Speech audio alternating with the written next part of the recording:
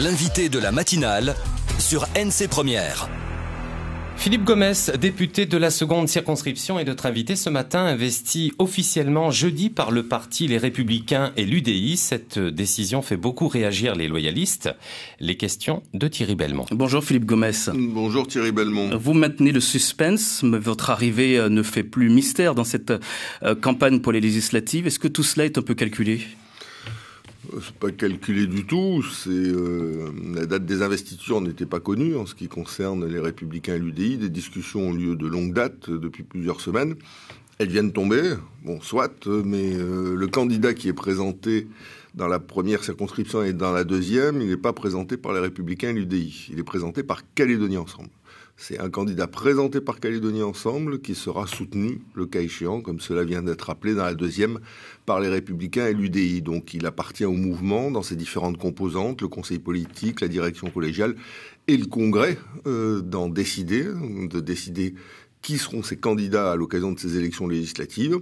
Et très probablement qu'à l'occasion du congrès qui se tient le 15 avril, cette décision sera prise et annoncée. Donc voilà, on est au début d'un processus, il faut le respecter. Un candidat donc présenté par Calédonie Ensemble à partir de la mi-avril, en tout cas qui obtient l'investiture dès maintenant des Républicains et de l'UDI. Premier à réagir, Harold Martin et Sonia Backès. Il dénonce un arrangement avec Pierre Frogier. Y a-t-il eu tractation ? Non, ça me fait un peu de la peine les arguments qu'ils utilisent parce qu'ils sont vraiment démunis. Je les comprends, je comprends qu'ils soient dans cette situation parce qu'ils ont tous les deux été à Paris au mois de juillet dernier pour solliciter l'investiture des Républicains et de l'UDI. Ils ont déposé officiellement leur candidature, même s'ils ne l'ont pas dit. Je le sais bien sûr par les organes internes de cette formation politique.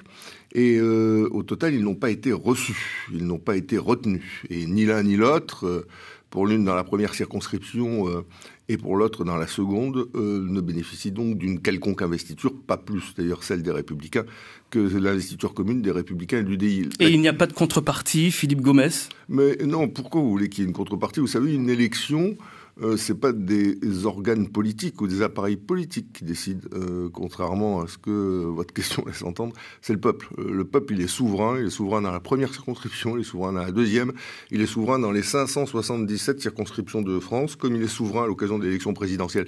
Et c'est lui qui va décider en toute liberté pour qui il va voter. C'est prendre un petit peu le peuple, les électeurs pour des gens naïfs que nous ne sommes pas, Philippe Gomès.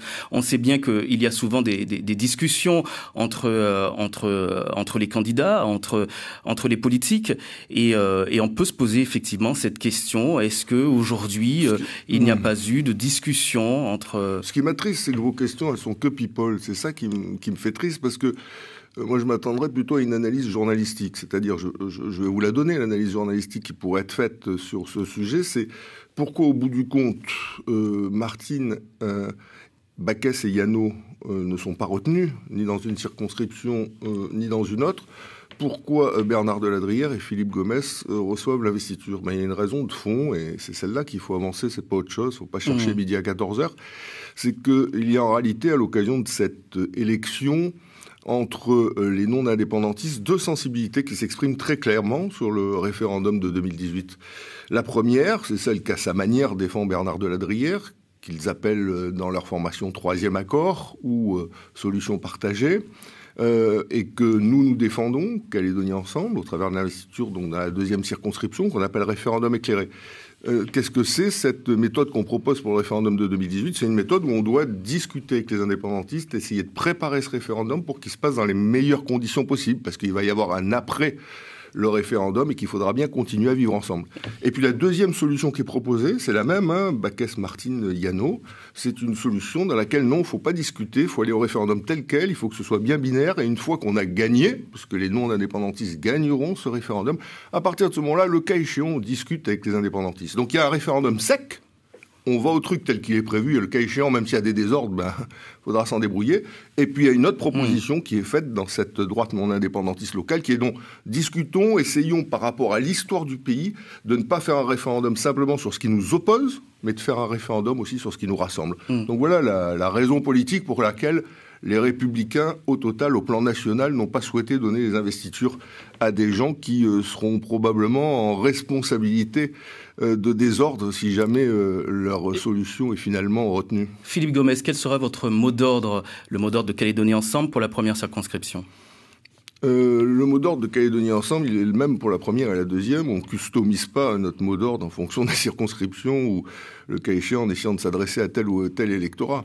À l'occasion de ces législatives, notre mot d'ordre, c'est d'abord être en responsabilité par rapport à l'histoire du pays. On n'est pas un pays comme un autre. On a une identité singulière, une histoire singulière, plutôt heurtée sur les 30 dernières années, en commençant par les événements, en poursuivant par OUVEA, et puis en voyant des fragilités majeures dans la société calédonienne qui contribuent à gangréner le vivre ensemble. Je pense à ce qui se passe aujourd'hui à Saint-Louis. Ce que je veux dire, c'est qu'on pourrait s'attendre à ce que vous souteniez le candidat qui a été désigné par les Républicains dans la première circonscription. Mais pas du tout.